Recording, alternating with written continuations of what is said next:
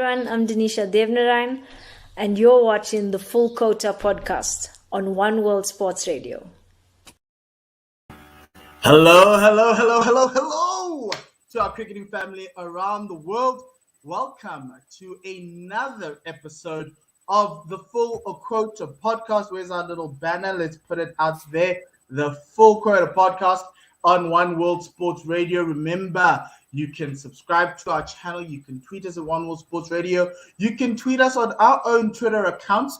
I'm Mpho, as well as you've got Tim 32 underscore cricket, as in Tim Del Lace. Tim, how are you doing today?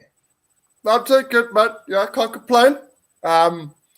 Looking forward to having this chat that we were supposed to have last week, but my internet wasn't playing ball, so it's good that we finally get to have that chat. Yeah, so Tim asked me if he could rant about the squads. So I was like, okay, cool, we could do that. But then he decided to add an extra thing, which is going to be happening on the end. We've got Niharika Raina, who is a journalist in India, to talk about the India A squad. That's going to happen from 20 minutes onwards. We'll bring her on. We'll ask her about India A. So you know when the India A tour happens, who these people are, what they're doing, and what the next level of Indian talent in terms of red ball cricket comes through. So that's essentially what it is. But remember, please do the whole things like subscribe. I'm just going to put up this thing. You can interact with us as a radio station on all these platforms.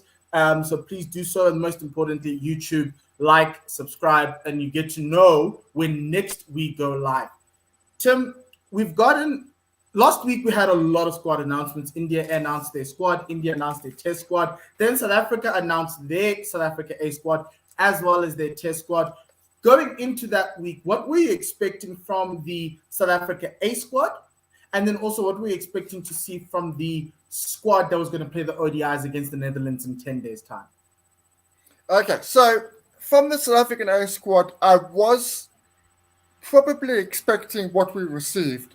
I was hoping against hope that there would be the odd surprise. There was only one surprise, and that was for the Proteas against the Netherlands. But the A squad is pretty much the same as I expected.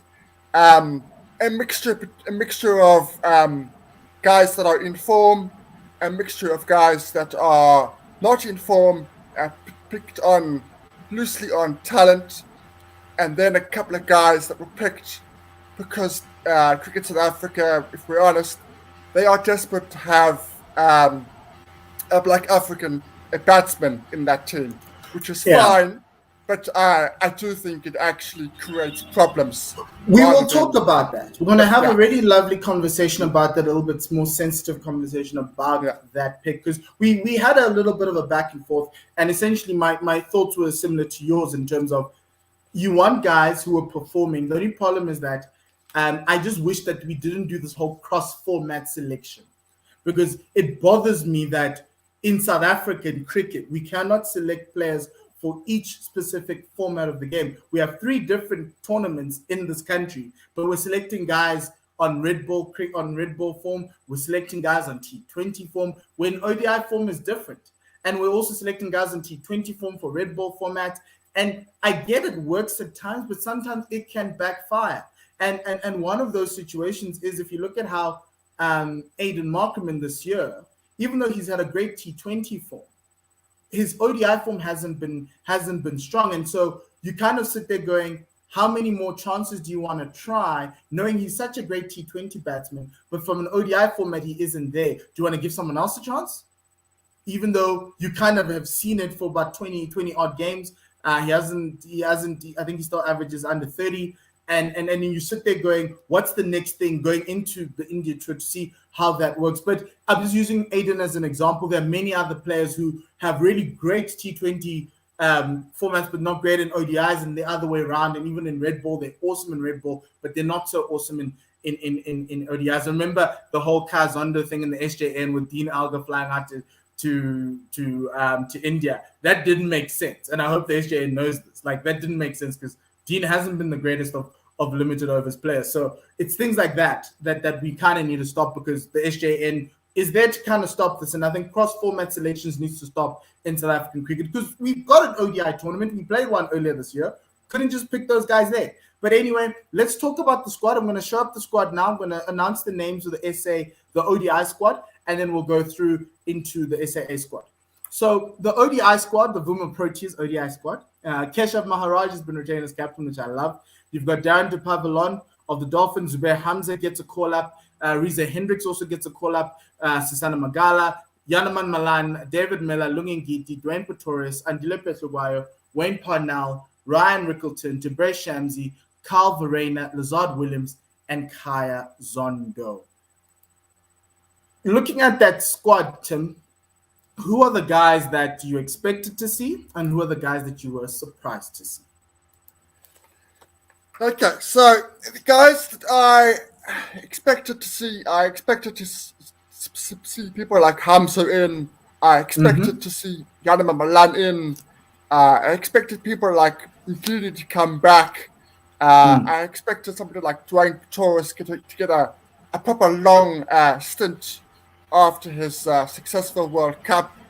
Very, very surprised that people like Petlaquire and David Miller are still there. We know that David Miller's, we know what he could do, but I just think in this series it might have been it would have been much better to give a younger guy like a Vian Lubber a chance against the Netherlands.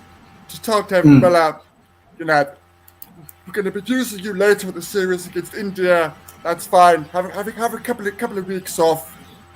Petlaquire's done nothing. He's been playing no cricket. I've seen. Obviously we don't see him bowling in the nets, but I don't understand the constant selection of Petlaquire until he gets form, until he gets performing well at domestic level, until he starts getting runs in particular. We've said this before. I would not be picking him for a Proteas squad. I'm going to try to defend that delay. Huh? I'm going to try to defend that delay. It just doesn't make sense to me. So my thing with Andile is I think if we had to put a blame pie to it and split it, 50-50 team management, the other 50% the player. Andile, ever since he got COVID last year, or he was unavailable to play at the end of last year due to COVID protocols, as well as his injury earlier this year, hasn't had a lot of game time in the Proteas setup. We watched him fly with the Proteas to West Indies. He never got a game time there. I understand everyone's going to say, no, he's not a great player. He hasn't done well. Against Pakistan, he didn't do that badly. And in the limited overs format, he still is South Africa's leading wicket taker in the middle overs since the last World Cup. So for me, I'm like, okay, I can see the idea of trying to get him back to that form. But the other problem is you're not playing him enough in games. And then on top of that, if you want his batting to improve, you kind of need to have a conversation with Imran Khan at the Dolphins to try and play him up higher than 8. Because last season, Andile was batting at 7 and 8. Andile needs to be batting in the top 6 if he wants to be an international all-rounder batting at 7. And so for me, there's a bit of a mismanagement and a miscommunication with Andile. But I'm just going to get on there. Andile would have done what Jason Smith did. Andile should have gone to Northwest and said, right, I'm going to go to Northwest, which is in theory a demotion, but I'm going to bat at 6 at Northwest, for argument's sake. I have more game time. I'll play every week. I'll be doing what Muthasamy is doing at the moment. Muthasamy's gone there. He's playing every week. He's batting at around that 6 role. He's bowling and batting. That would have suited him far better. He's now in a very strong side, which is winning, and it's very difficult, even with the injuries that Dolphins have, to get into that side. I think I said this a year and a half ago, on the previous iterations of podcasts we did on One World Sports Radio, that Andile needed to leave Durban, and I think he needed to move up north. Sponelo Makanya did it. So did Lutus Pamla. He moved north. Lonwabo Totobe moved up to the Lions towards the back end of his career before the whole match fix thing. He played a little bit better there.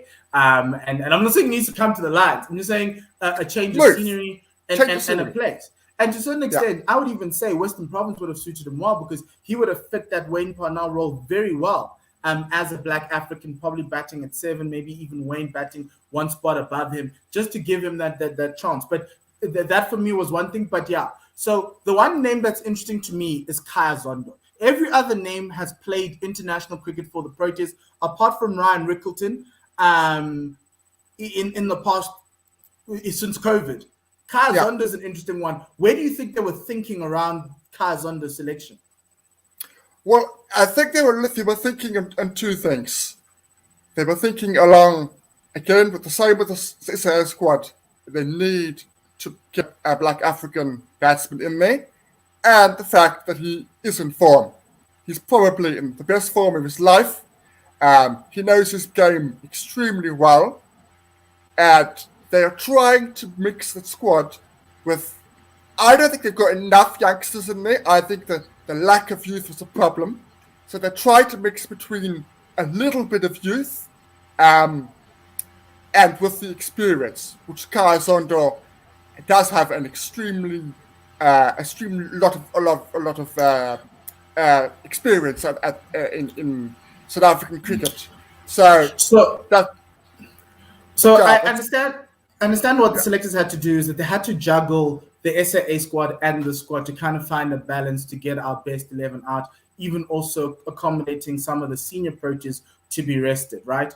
But is there somebody who isn't in the squad and maybe in the SAA squad that you think should be here to get experience at this level than necessarily doing either A, playing domestic, or B, in the SAA squad? Well, I know Cricket to South Africa's response is, look at where we are in the rankings. We need to beat the Netherlands. We can't afford to lose. And that's true. We cannot afford to lose the Netherlands. So it's got to be a strong squad, which in theory it is, particularly in the bowling department. I think it's very strong. But I do think they missed the trick in Vian Lubber, Matthew Brzezinski, Wesley Marshall. I think one of those guys should have been in the squad. I'm thinking particularly something like Matthew Brzezinski. He's just come off a very, very successful T20 competition in good form. I think he would have come in here. He's the next best, if you like, at the sort of top of the order. Vian Lubber, as we've said, we've spoken before many times. He just needs more chances. Wesley Marshall, particularly, hard-hitting, high-scoring, strike rate kind of guy. I think that youth, that's sort of less than 27, sort of between 24 and 27 years old, they've missed the trick in that picking that guy, one or two guys in the squad. I understand, as I say, I understand what they're trying to do, because I don't want to lose the series, which is why they've picked a 31-year-old Zondo, 31-year-old David Miller, but it is problematic when you've got guys knocking in the door, not getting a chance. Look, they'll be 33 by 2023, and obviously a lot of these guys are not going to make it to that World Cup because the senior players are coming in. There's a couple of two questions I want to ask you. Keshav Maharaj being made captain on the pitches up here in the Highveld against they're playing in Bloem, right? It was South African pitches. Does this tell you from a strategic perspective that Tabrez might not play, or are we going to go in with two spinners? I think it's quite possible that we're going to go with two spinners. It's not set in stone, but I think it is quite possible. I'd be very surprised if Shamsi's in the squad and doesn't play. I think like you've done with the other guys, you've rested them. Either you rest them or you play them. So for me, it says you're going to play two spinners, I think. It is interesting because I think that they've said to Keshav, they said, we apologize for what we've done in the last couple of years. You are an all-format player now, and we're playing you all formats. I think that's what they've said. They've said, playing you all formats now. But then, does that mean Keshav in T2 in ODIs is the better spinner for South Africa? Is he now the number one spinner? I think he is. It's a close call, but I think he is. I think he is. That is a big call, because the way South African cricket is played, we don't play with two spinners and ODIs at home. So that was my question. I was like, either just rest Tabrez and pick somebody else, because that was the other argument, right? Pick Bjorn Fortuin or George Linder and tell us that Tabrez is being rested, but you picked him in there. So I like the thinking, and I hope they do play with two spinners, because I think that should be the case. But I'm not so sure. The other one, last question I'll ask you: where's Wiaan Mulder in the context of this? Because I would have suspected and I would have thought in 2 years' time, Wiaan would be your starting all-rounder, batting at number 7 at the 2023 World Cup in India. Obviously, you might have a spinner in there, but Wiaan, if you can work on his batting, and especially in this format of the game, that would be great. Are they telling you that obviously he needs rest, he's played around, but he's still young? But I thought he would have been here, like Keshav, because Keshav's playing in the Test Series as well. Look, I don't think that they are thinking 2023 right now. I think they are thinking here and now, and that is a problem. They're thinking, let's win the series at all costs and worry about tomorrow. That is a problem. I don't think they're thinking 2023. As you said before, there's 4 or 5 guys there that if they were there at 2023, we've got a problem. I think there's going to be too many guys there that should not be there. So I think they're thinking his time will come, but I don't think they're necessarily thinking 2023 at all. They're thinking win the series, win it convincingly, and then worry about tomorrow. This would have been a great opportunity for Wiaan to just get some of his batting legs under him, probably even batting at maybe number 6 on this tour. I think it wouldn't be too risky to try Wiaan batting at number 6, but I think they missed a trick there. That's the only one thing I'm truly disappointed in. Got a comment here from Werner. He says 2 spinners at Centurion doesn't seem like the way to go. Yes, and so essentially it's going to go with what Tim is saying, that effectively Keshav now becomes the number 1 spinner in ODI cricket, which I disagree with. I'm a wrist spinner fan. So for me, if you can bowl leg spin, whichever way with whatever hand, you should always be in a limited over side. Let's move over to the next one. The next team is the SAA squad. They're going to play a couple of games, 4-day games against India A. They've got Peter Malan, who's the captain from the Rock side of Advia. He's been in around the Proteas squad, never got a call-up yet. Dom Hendricks from the Lions, Reina Fantonda, Sinatema Klashile, Sinuran Mutusami, Glenton Steelman, George Linder, Jason Smith, Tony DeZorzi, Marco Janssen, Miguel Petores, Bjorn Hendricks, and Luto Supamla. Any surprises here, Tim, on this side? And what are the key guys you're like, okay, I'm not too sure about this guy's inclusion? Once again, it's the same with the Proteas side. It's quite strong with the bowling. It's really weak with the batting. I'm really concerned with the batting. It's too much reliant on the top of the order. So if Peter and Sarwell don't have good starts, I have huge worries. Huge worries. But I trust Dom, though. I don't understand. Dom is averaging 31 this season, and I don't understand Dom's selection He's at been all. scoring runs last season, though. I don't understand Dom's. I don't understand Dom's selection. Who else don't understand? I don't understand. Or are you a Lions hater, Tim? I'm not a Lions hater. I'm not a Lions hater at all. I think, and this is controversial, I think Duan Olivier should be in the squad.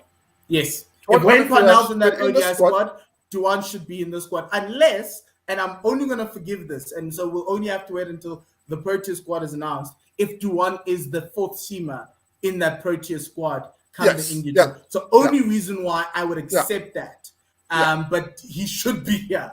Because I think when we did our squads, we were anticipating Duan to either play both here and later, but be the reserve seamer in that massive squad.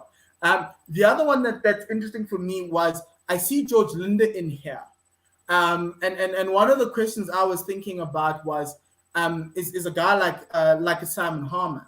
I know he wants to play for the Proteas again. His 10 years in the UK have been spectacular. And I know the selectors said they don't look at international results, but Simon took 5 wickets. Him and Sean van Berg are fighting for the number 1 spinner spot currently in this 4-day series. Surely he should have been given an opportunity.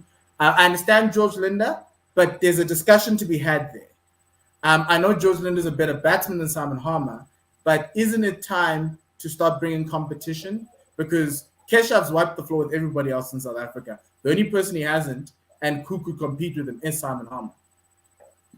I'll tell you what, I've been the Simon Harmer biggest fan for a good couple of years now while he's been doing stuff in Essex. But I actually would not have picked him for this SAS squad. I would have said, I'm a little bit concerned with you, Simon. You're not knocking down trees. I'm not necessarily expecting him to knock down trees like he was in the UK. The pitches here are different. It's a different way of bowling. It takes a while to get used to. But the 2 guys that would have been in the squad and without even a flinch is Dwan Olivier and David Bediem. So we've spoken to Dwan Olivier. David Bediem is averaging just under 50. But if you look at his strike rate is 87. Strike rate is 87. So he's been coming in for Province and he's dominating the opposition, dominating the bowlers. He would be there instead of a Tom Hendricks for me, for example. So you've got your like Peter Malan, you can accumulate, build a big innings. Sarwar can do that as well. Jason Smith has shown that he now has that ability, especially the full day stuff. He's not just a big hitter. He can build up a long innings. You need a game changer. You need a guy who's going to take the attack to the bowlers. For me, it would have been Bediem. So I don't really. I know Graham Smith, and I glad Graham Smith said that. He said he wanted the SAA squad to be the next best. And of the 14, it maybe 10 of them are, but there's huge. You know, I've got problems. Like again, I understand it. I understand this selection, but I wouldn't have predicted somebody like Tony. Tony DeSauce. That was my other question about it. Tony scored his runs in this 4-day series as an opener. Yes. So is he now going to go back to middle order like he's used to? So that was my. Yes. I think they're gonna go middle order. Okay. I'd be very surprised if they change Sarwar and Peter at all. Okay. So before we continue, Niharika's backstage, we're gonna talk India A. Let's talk about one man in that squad. It's Nethemba Xeshile, right? What do you think he hasn't had the best amount, he hasn't had the greatest run of form yet. He doesn't keep for his side, his provincial side, and he hasn't necessarily. He's got the potential, and I'm happy that we're selecting him on potential.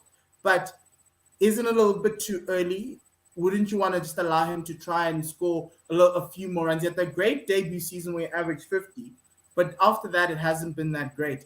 Where do you think the selectors are thinking with him? I think the selectors need to do the same thing they did with Sapamla. Sapamla played for the Proteas. He had a tough time. He had the white ball stuff. He had a couple of games where he really got taken apart. Then he went away and he got back form. They didn't keep selecting him. They said, right, you're not ready.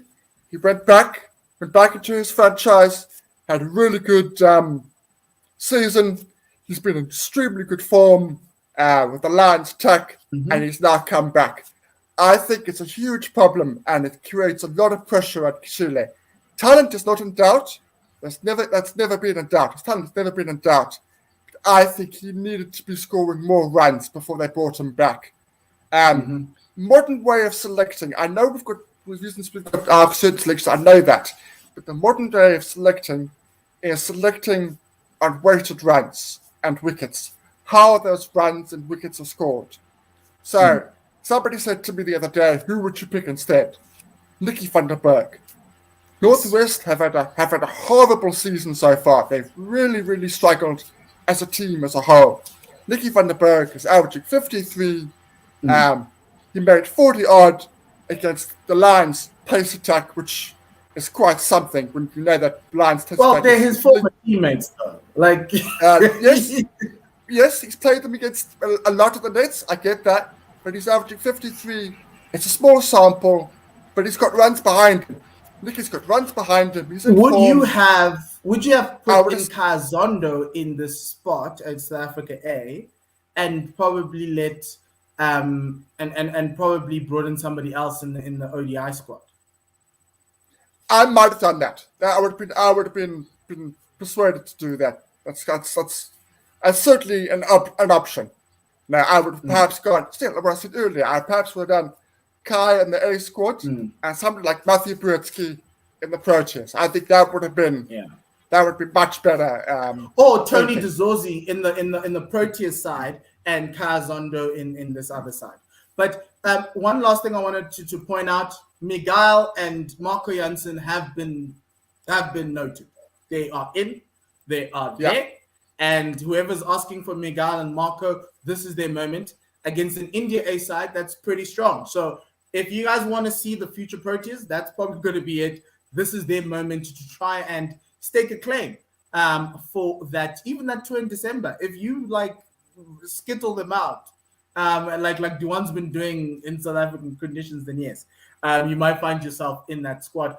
Now we've got Niharika Raina to talk to us about India A. Let's just bring her on. Hi, Niharika. How are you doing? Thank you for joining us. Oh, it's a pleasure coming out here. And how are you guys? Good. No, we're good.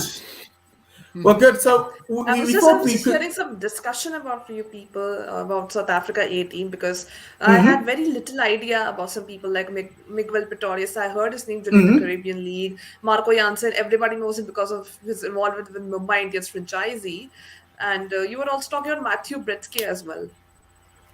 Yes, we were. And yeah, they're the guys. Matthew Bretsky is not going to be playing against India A. Yes. But it is also not even our ODI squad against the Netherlands, because we've got a series overlapping. So I think India A is in the back end of our Netherlands tour, so you can't have the same players playing that and playing that one as well. So it was just a bit of a juggling act. But Matthew Bretsky is missing from both squads, which is what's making Tim a little bit angry as well. But Miguel's had a great start to the 4-day season, so he's very.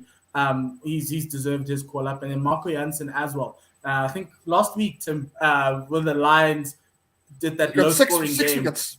Yeah, he got six wickets in a game where 170, a team that scored 171 by an innings, which was very fun to watch from a South African perspective, because that's what we want: fast-paced pitches and fast bowlers taking wickets. But thank you for joining us. One of the things we were looking at, and we've got the India A squad here.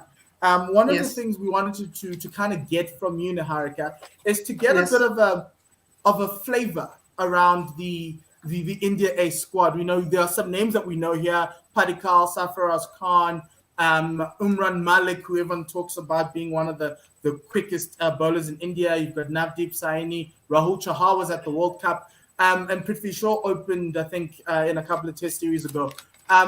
What's the flavor around the squad? And then Tim and I will just keep asking questions about the India A squad. Okay.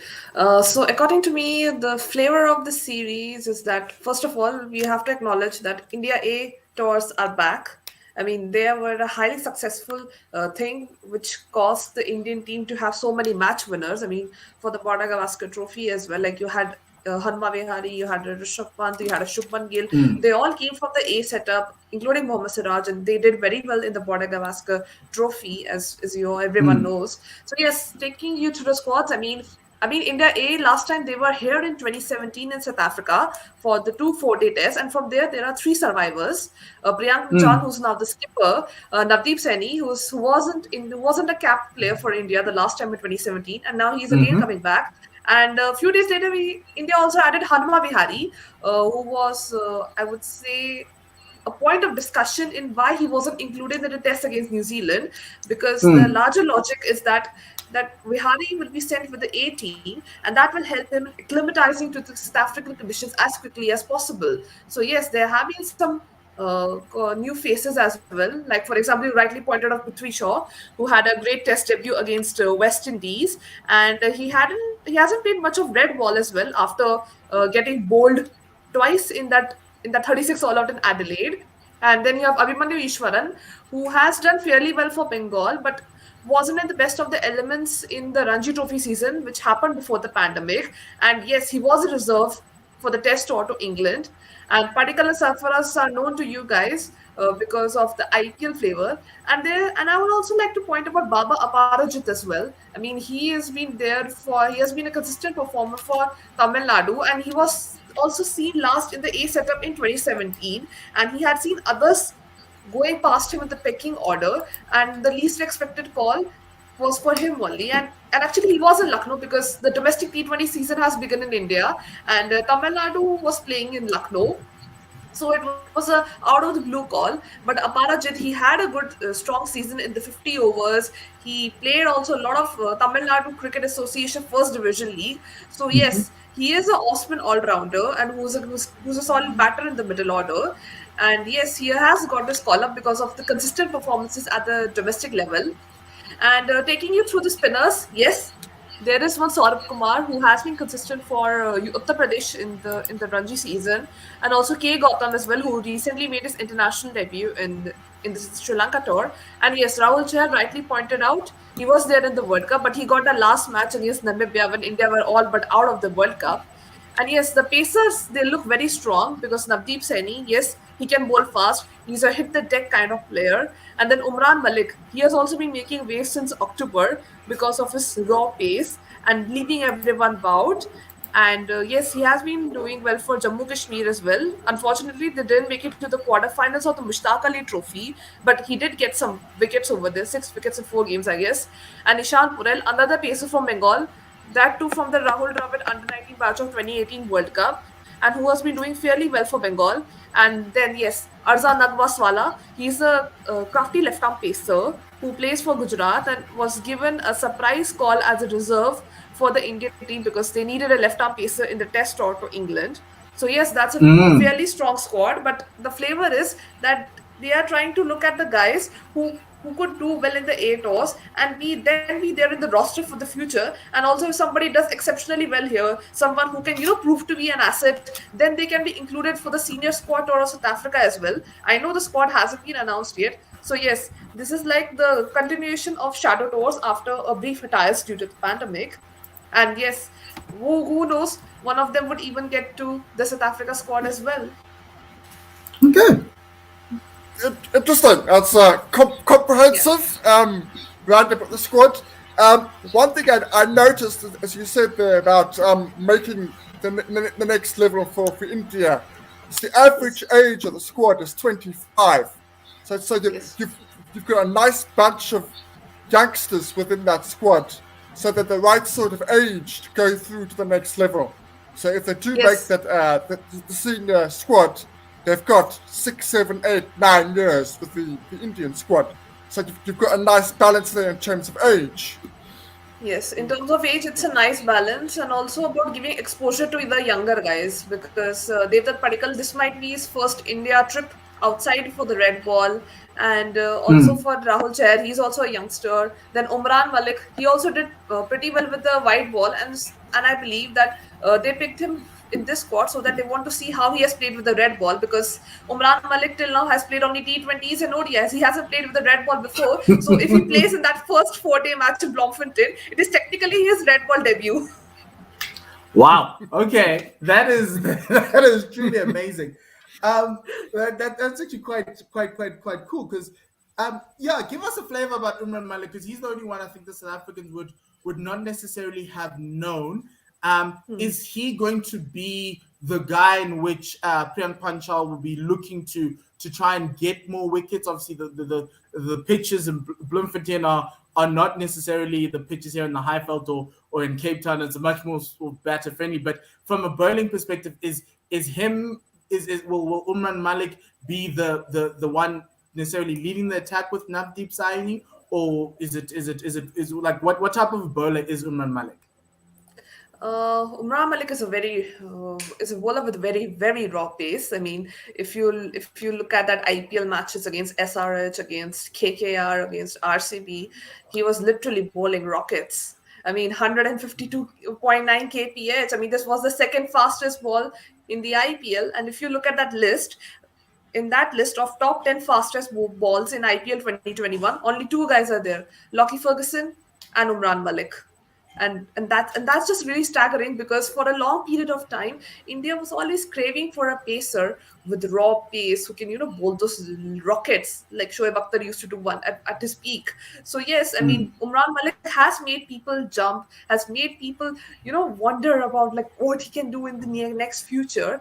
And yes, I did a story on him a couple of days ago. I mean, last week only. I mean, I spoke to his dad on call, and he was utterly delighted. He was like, we always wanted that the child should play for India. We have now seen his name in India A. Hopefully he can play in the future.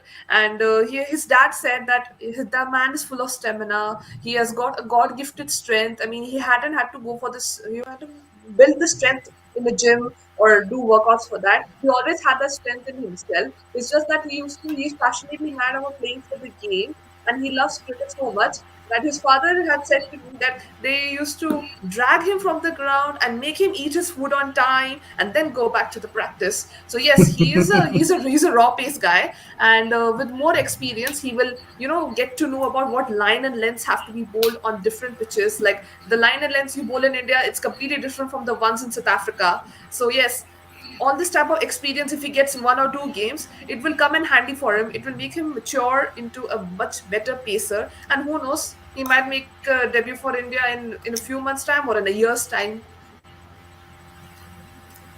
That's what my early suspect says. That's very interesting. Very interesting. Yes. I must say, I do like your pace attack that you've come here. You've got, as you said, you've got him with his raw pace. You've got Saini, who was playing against Another raw Australia pace. recently. I know, so it's good pace attack. But we know South Africa struggled against spin.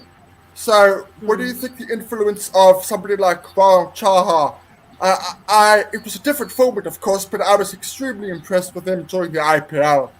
To me, he looks like a really good leg spinner. Do you think he's going to have an impact in South African pitches? Well, I think he should have. I mean, I really don't have much idea about the conditions in Bloemfontein. Like, are they going to be conducive for the spinners to get some bit of turn and play around with dip and bounce? Well, I think Bloom is you could get. I think it's one of the. It's a very good batting wicket. That's one thing I can tell you. You might get bounce. You will get bounce. Yeah.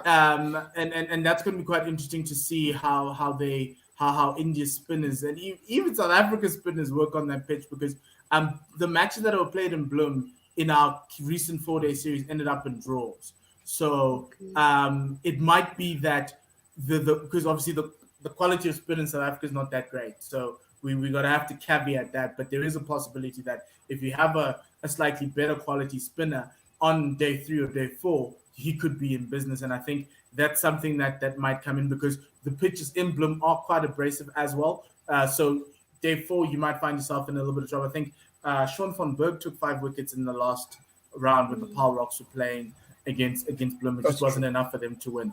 So and he was a leg spinner. So that's why I think Rahul Chahar might enjoy bowling in Bloemfontein. As far as like the acclimatization for the Indian side, the only thing that they might get is probably the bounce, but they're not going to get the ball seaming or swinging in Bloom, which is what you probably will get on the Highveld, which is why I do think that Saini as well as Umran Malik might stay for the India series, because I think they'll enjoy bowling up here in Johannesburg and Pretoria, as well as in Cape Town. Cape Town's flattened out a little bit, but it's still bowler-friendly conditions. But it's like in Pakistan. I think Pakistan's a great example, because in Pakistan you get some really good fast bowling-friendly conditions, but they're very different. And some bring in spinners, some don't. and so I think that's what they might get in this series. The one question I wanted to ask you about Yes. Vihari, and because Vihari to me has been one of India's few seeming all rounders. I know India, when they got into that England series, they went into the tournament. Even in the ICC in the final, they went in with Jadeja as their all rounder. Is there a place for a guy like Vihari in the side? Well, obviously he's not in the India A side, but what do you think the selectors are looking for to see in Vihari, to see if he can break into that India starting 11? Because in South Africa, we're trying to discuss who's going to be the bowling all-rounder to play it in position number 7. Vihari for India could fit that role really well. What does he need to do this tour to get back into that India squad? Simply get the runs in the middle order. That's a very simple thing because Hanuma Vihari, he hasn't played a test after he batted along with Ravichandran Ashwin to save the Sydney test. I mean, that was a very remarkable draw, very admirable effort with the torn hamstring. And Vihari hasn't played much. And also, he doesn't feature in the IPL as well. So the only game time he has is captaining Hyderabad in the Mushtaq Ali domestic T20s and also the county matches he played in Nottinghamshire because he didn't play in the IPL in the first half. So he went to London, he went to United Kingdom to play some matches in the county cricket. So that's the only red ball matches he had. And also in the New Zealand test with Jadeja and Ashwin and with pacers along, he won't get that much game time. He was slotted into the A squad so that he can be sent early to South Africa and acclimatize into the conditions. Because if you have a look at the Vihari Test career, he has played almost all of his matches in foreign conditions: United Kingdom, Australia, West Indies, where he got a century. He hasn't, got a chance in India because they are playing the 6 batsmen and 5 bowlers balance. I mean, Rishabh Pant is not going to be there in the test against New Zealand, so Vriddhiman Saha slots in there. So yeah, the 6-5 batters. But in foreign conditions, you can say that they might need an extra batter. So if Vihari gets his runs here in South Africa with all his classic technique and whatever he gets with his part-time off spin as well, so yeah, he can be a handful option for India in the middle order as well and provide you some overs with his off spin as well. So yeah, that's the way I'm looking at Hanuma Vihari. If he gets runs in South Africa, all good for him, and he has a strong chance of making it to the first test because he would already have played and adjusted his game to the South African conditions, which gives him an extra edge over some other candidates. Indeed. What about Prithvi Shaw? Prithvi Shaw he's got an average test match average of 40, but he's been in and out of the side for various reasons recently. Is this now an audition for him to make the senior squad for the series later on? The series, this A series? Well, I can say that the competition for being an opener in the Indian Test team, it's really hot. It's really hot, I would say. I mean, you have a Rohit Sharma, you have a KL Rahul, then you have a Shubman Gill and Mayank Agarwal. So, I mean, where does Shaw figure in that pecking order? I mean, is he either at number 5 or he's at number 4? That is for the selectors to think. But yeah, this I feel is that Shaw can get some good red ball practice in South Africa because after that test, after being dropped from the test against in Adelaide, he has been came back. He worked on his game with Praveen Amre, who's the assistant coach in Delhi Capitals, franchising the IPL, and he did some remarkable show with the white ball as well. But it is going to be an interesting challenge to see whether he translates that sparkling white ball form into the red ball because test is the ultimate and being a test cricketer is the priority for many Indian youngsters. So yeah, it's a wait and watch show for Prithvi Shaw in the South Africa A tour because also I can see that here are 4 openers in the South Africa squad like Priyan Punchal, he also opens, Prithvi also opens, Abhimanyu also opens, Devdutt also opens. So yeah, they also have plenty in the India A squad as far as openers are concerned. I was actually going to ask you. I was going to ask you that because obviously, you see, it's very top order heavy. But the other question I wanted to ask, and this is my last one, Tim. Um, Okay. um, who is that person in this 14 that's outside of Vihari that's knocking on the test team door that will be asked if they perform well to stay behind? Maybe a Navdeep Saini or a Umran Malik.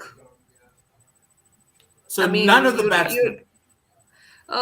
batsman, yes, one of them can be a backup because Priyank was in the backups when England toured India earlier this year in February, and Abhimanyu was a reserve guy when India went to England this year in August and September.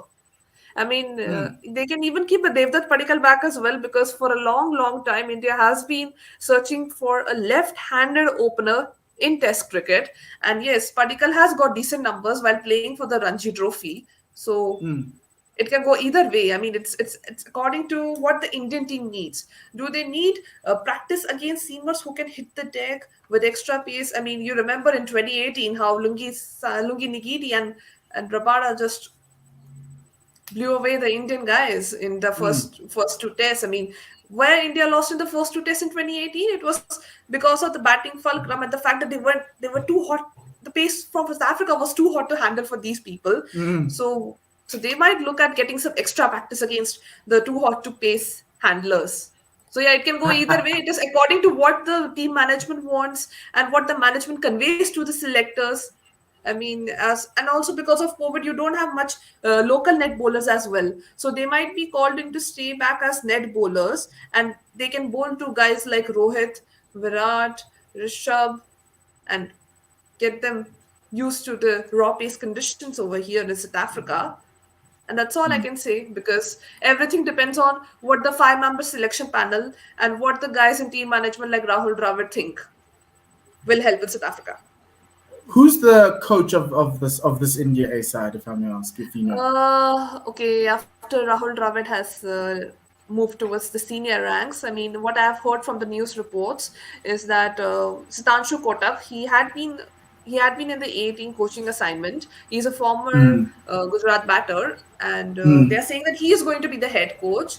And and I also need to see because there is still some ambiguity. I mean, we really don't know that who's going to be there. There is a lot of confusion. Like we just know that Rahul Dravid has been the head coach, and sooner or later, VVS Lakshman is going to be the NCA head. I mean, a post left vacant by Dravid. We still don't know who Okay. the main batting, bowling, and fielding coaches are. So yeah, I mean, for the A squad, it has been said that former India leg spinner Sairaj Bahutale. I mean, he also is a spin bowling coach with Rajasthan Royals. He could be selected as a bowling coach for A-team Toronto, South Africa, because Mr. Bahutale has a very envied record, like 2 tests and 8 ODIs for India. But then you look at his first-class wickets. He has taken 630 wickets. Wow. And also Sitanshu Kotak from Saurashtra, he could be appointed as a head coach for the tour. And there's former Assam cricketer Shubhadeep Ghosh.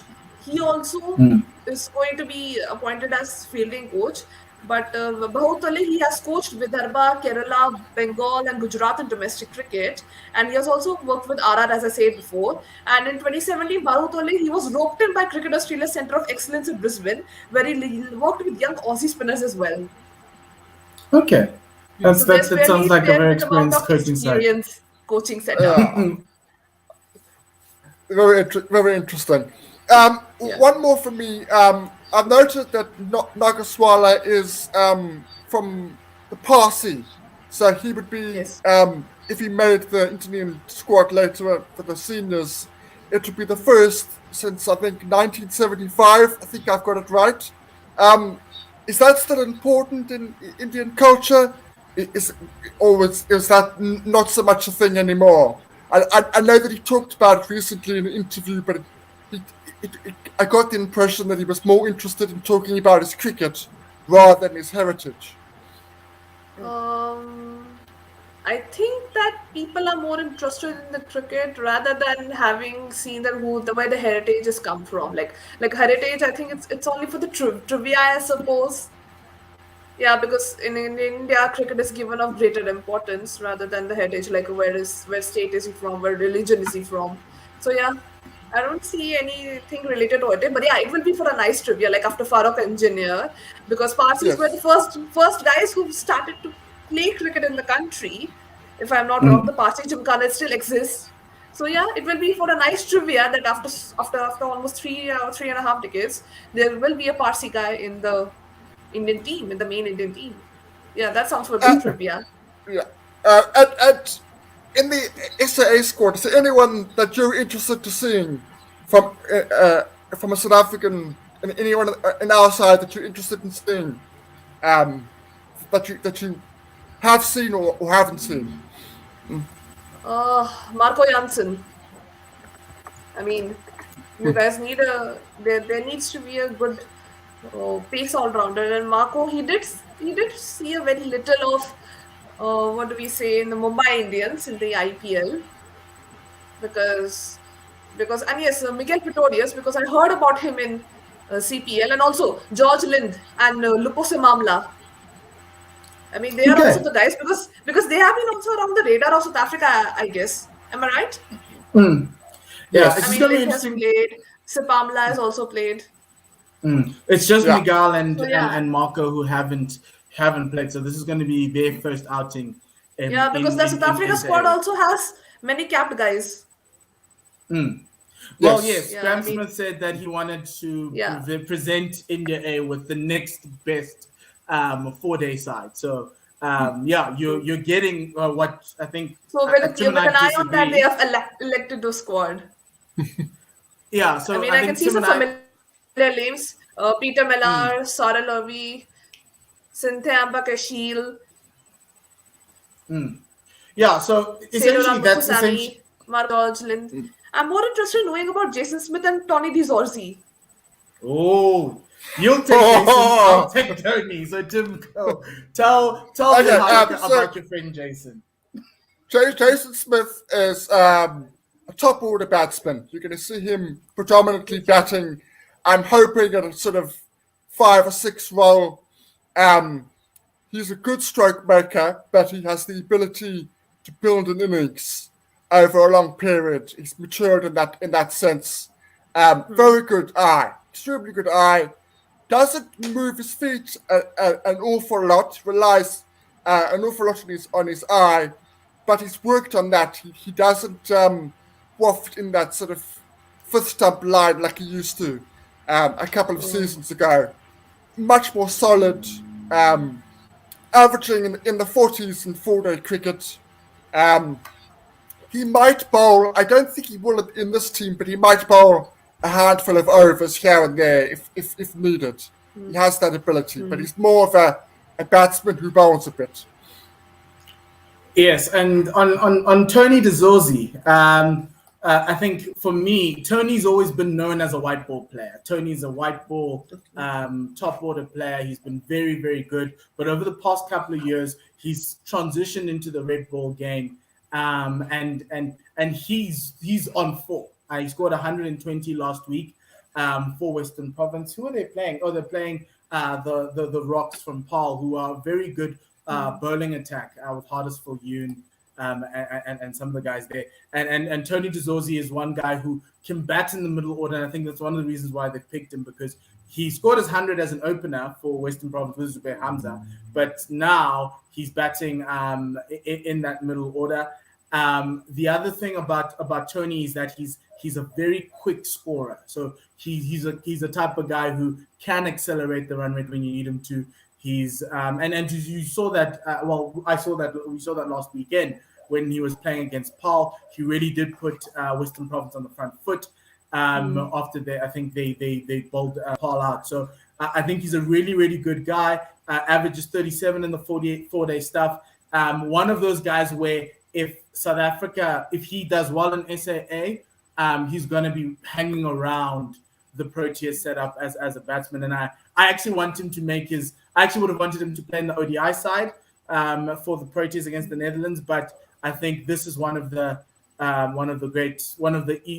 better ones for him, because I think SAA is a recognition of his work in 4-day cricket, similar to Jason Smith. Jason Smith really struggled in 4-day cricket. He moved out of Western Province, went to Durban. He's playing a lot better. Tony DeZorzi moved from Gauteng all the way to Western Province, and he's had 2 decent seasons, a really good white ball player. But I think what they were wanting is somebody who can bat in the middle order, and you can't necessarily leave him out because of the past 2 game weeks for our domestic season, he's been one of the top run scorers. So I'm really happy that he's there. So I think that's essentially those guys. But I think for our team, and I think for the guys in India, I don't think you'll see Marco and Miguel in one team. I think you might get Glenton Steelman, Luto Supamla, and one of Marco Jansen and Miguel Pretorius. And I do think, as Tim was saying, Jason could bat at 6, or even maybe could bat at 6, and you might have George Linda or Mutusami batting at 7 as that all-rounder. So because Jason can also bowl, so you have a 6 and 7 as an all-rounder, and then you have your 3-4 bowlers there. And in that case, you might even get both of them in. But it's going to be interesting to see how they put them in together, because that bowling attack looks very good, looks quite strong, and the guys are on form. So I think for both sides, I think from a batting perspective, I look at India and I'm like, okay, the names on that batting card could cause South Africa problems on one of the most batter-friendly pitches. But on the other hand, you've got a bowling attack from a South African perspective that can test the Padikals, the Panchals, and the Safras Khans of the world, because I know Safras Khan is one of the most electric players and interesting players we've seen come through for a while. But Niharika, thank you very much for joining us on the Full Quota podcast. We will probably chat with you later on as the India series goes on. So thank you for supporting us and coming on. Yes, all the best. I think India's playing tomorrow, so all the best to you and India against New Zealand. And yeah, we'll chat again soon. Sure. Thanks a lot for having me here. And yes, Indian team needs a lot of best wishes, because they are on a refresh phase from tomorrow, because there are 11 months away to the men's T20 World Cup next year. And yes, there were a lot of disappointing phases when they didn't reach the semi-finals of the World Cup. And yes, Rohit Sharma and Rahul Dravid start off a new era, I suppose. Yes. In Indian cricket.